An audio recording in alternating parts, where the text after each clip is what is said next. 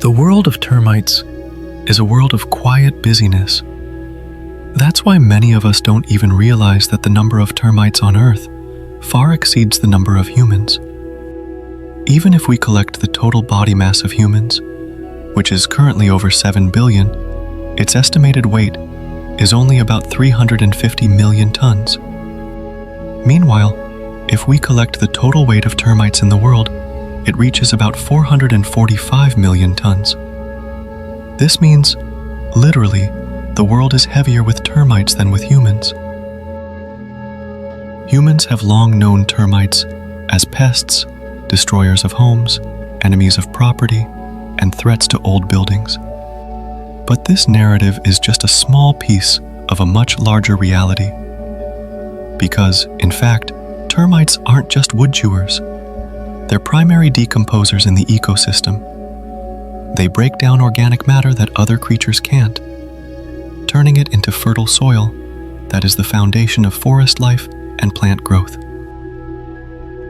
Without termites, dead branches would pile up, rot without direction, and hinder forest regeneration. Without termites, soil would lose its air pockets, lose circulation, and become hard and lifeless. And without termites, nutrient recycling on Earth would stall, and ecosystem imbalance would occur. We may never see their work, but the presence of termites is felt everywhere. As tiny insects that are only a few millimeters in size, termites have extraordinary strength. They work without knowing time and without knowing the word enough.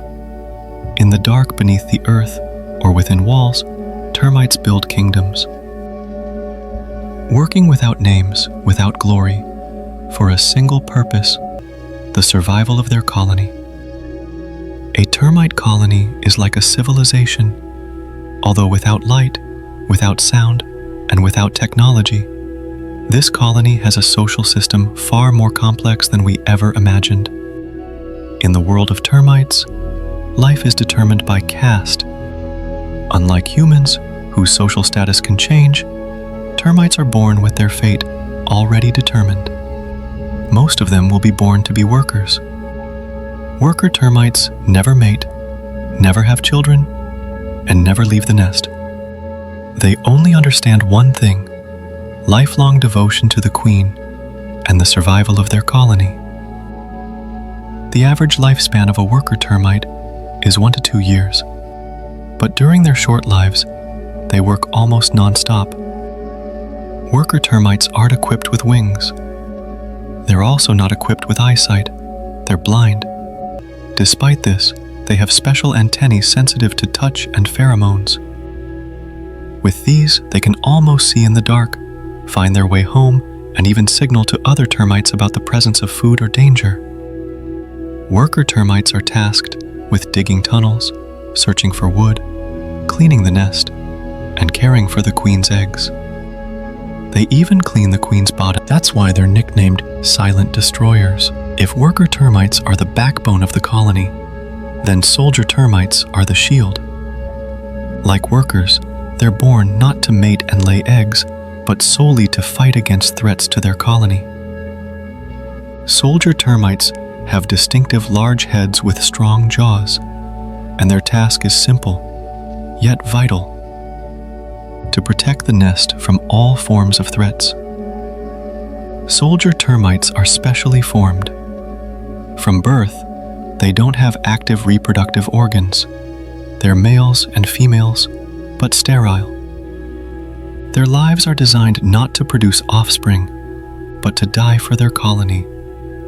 Soldier termites are almost destined for this special task alone, with no other job. That's why they can't even feed themselves. They're fed by worker termites because their large jaws are too big to chew food. Soldier termites have various abilities, including biting, attacking with poison, and swarm strategies. When danger arises, these soldiers block the nest entrance with their own bodies. In the world of termites, defense is an extraordinary survival art. Some species have heads that function like bottle caps, perfectly sealing underground tunnels, Others can spray sticky liquid from their bodies to enemies, keeping their nests safe from threats. Meanwhile, at the heart of the nest, hidden in the safest room, lives the termite queen. The queen has a body that swells several times larger than that of a regular termite.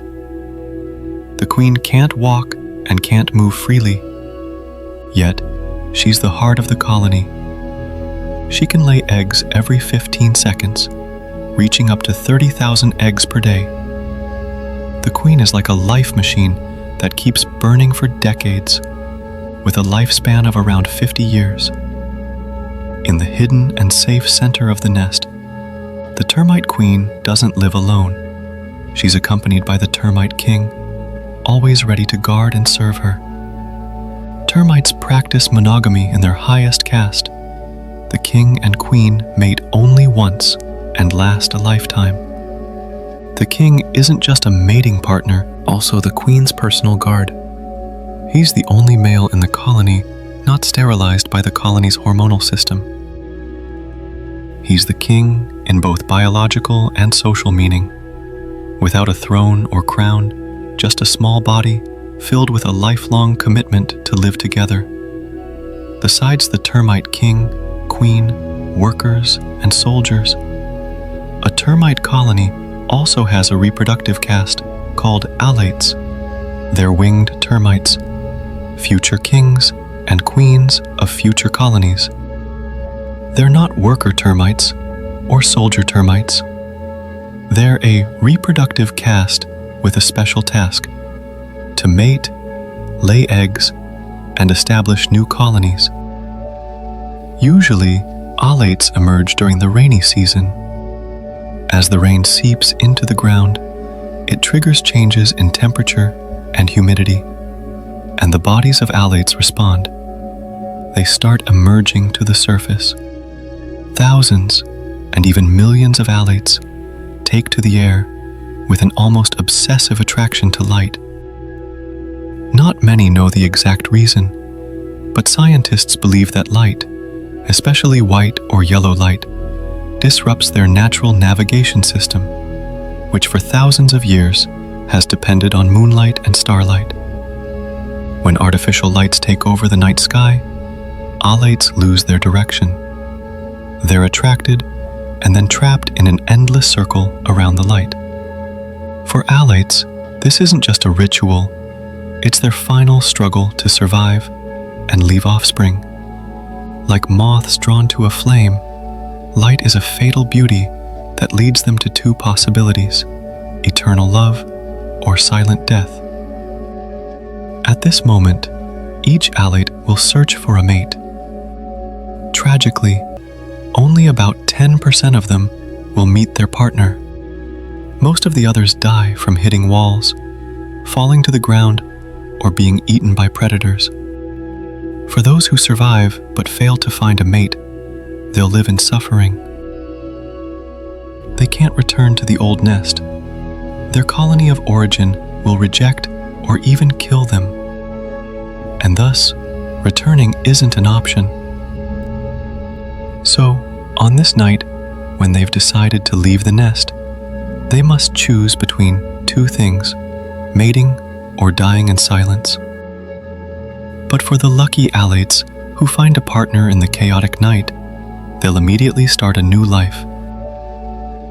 A pair of male and female alates will land, walking side by side in thrilling silence. They shed their wings and walk together as a symbol that their flight has ended.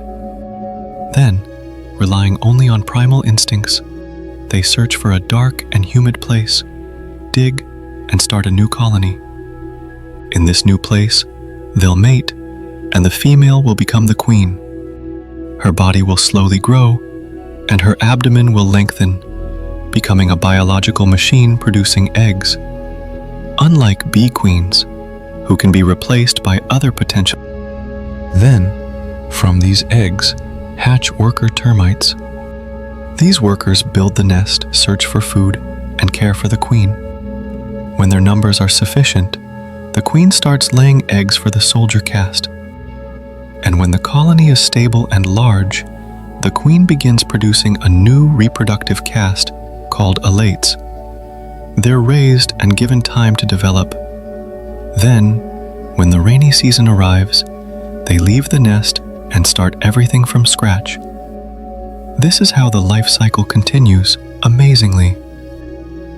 From this narrative, we can understand that everything in this world must submit to the cycle of life. Born, grow, develop, and eventually meet death. And this is also true for termites. But unlike most other creatures, the life cycle of termites isn't just about individuals. It's about the survival of the entire colony. When one queen dies, an entire colony can collapse. But before that happens, they've ensured the birth of new colonies. With this, their kingdom never truly perishes. It just changes form and place. In a single colony, there can be thousands to millions of termites from various castes. If the queen is very fertile and long-lived, the colony can grow exponentially and dominate a vast area. In some reports, underground termite networks can stretch for tens of kilometers, interconnected by highly complex tunnels. Termite nests are architectural marvels. Some species build mounds up to 3 meters high, complete with natural ventilation systems that maintain temperature and humidity.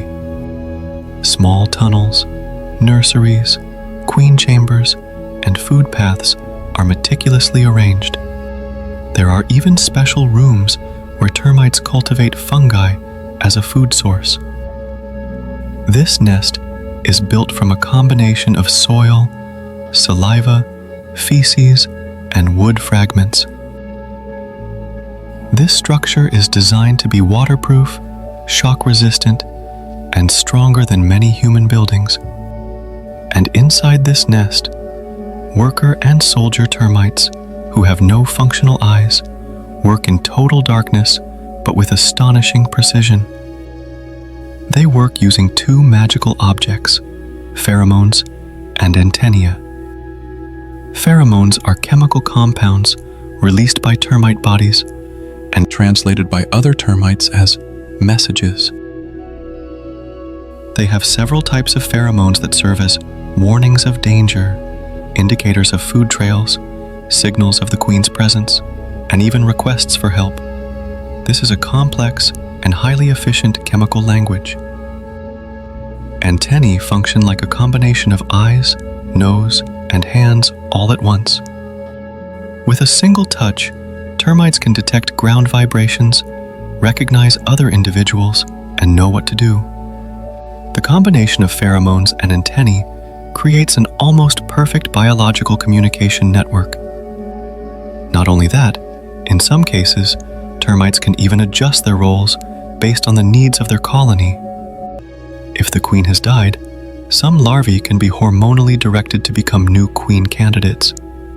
If the number of soldiers decreases, the next eggs will be directed to become soldiers. What's even more impressive is that they can also divide tasks based on age.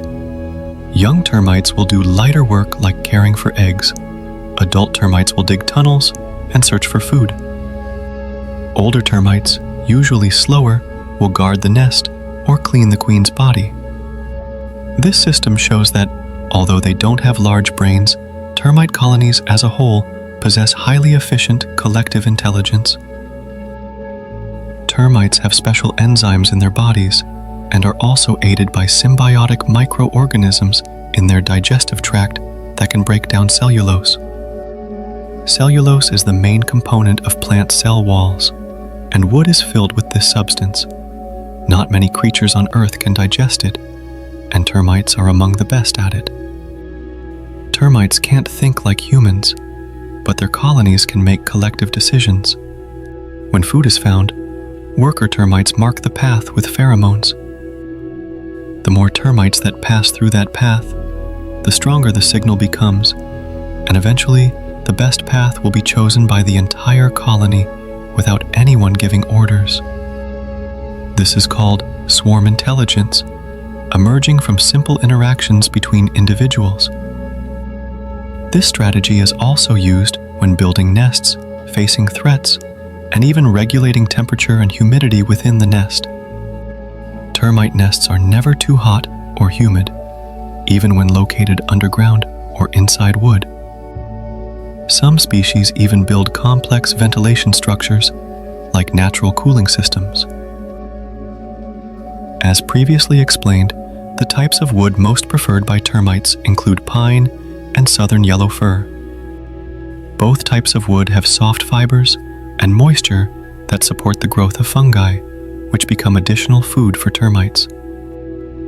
On the other hand, teak wood is considered a natural enemy of termites. Its oil content and toxic compounds make termites reluctant to bite it. However, if termites have run out of options, they can eat anything, including window frames, bookshelves, and even clothing cabinets. They can also eat paper-based materials like books and cardboard. In some extreme cases, termites can even attack the inside of concrete house pillars if there's wood residue in the structure. But termites aren't just threats. In tropical forests, they're unsung heroes. Every day, millions of tons of twigs, dead leaves, and fallen trees would rot. Without termites and other decomposers, forests would be buried under organic debris. In a healthy ecosystem, termites break down dead wood and organic matter, turning it into humus that enriches the soil. They also dig tunnels that make the soil more porous, helping rainwater seep in, preventing floods, and increasing soil moisture for plant roots. Their activity helps create natural air channels in the soil, supporting microorganism life and improving vegetation health. In other words, although they're pests in homes, termites are crucial pillars in maintaining soil fertility and nutrient recycling in the wild. Without them, tropical ecosystems wouldn't be as rich as they are today. Moreover, not all termite species are wood eaters. In fact, of the over 3,100 termite species recognized by entomologists worldwide, only about 183 species are recorded as pests. This means less than 6% of all termite species actually attack human property. The rest have different tastes and lifestyles. Some eat decaying leaves, soil, or animal dung. Some species even become fungus farmers with underground farming systems that amaze humans. In the forests of Africa and Asia, especially beneath the surface or in giant mounds, live colonies of fungus farming termites from the Macrotermitina subfamily. They're not direct wood eaters, but collect organic matter like dry leaves, animal dung, and grass fragments, bringing them to the nest and growing mutualistic fungi on these substrates. The fungi digest these tough materials, and termites eat the degradation products. Another often overlooked termite type is the true soil-feeding termite. They usually belong to the Termitidae family, but don't cultivate fungi. They live by eating soil particles rich in organic matter from decomposition. Though small and rarely seen, this termite type plays a significant role in soil engineering. Their tunnels and nests help filter rainwater into the ground, regulate porosity, and increase fertility. Studies in Brazil show that soil around termite nests can have nutrient levels 3 times higher than regular soil. And that's why they shouldn't just be called silent destroyers, because in fact, they're also ecosystem architects.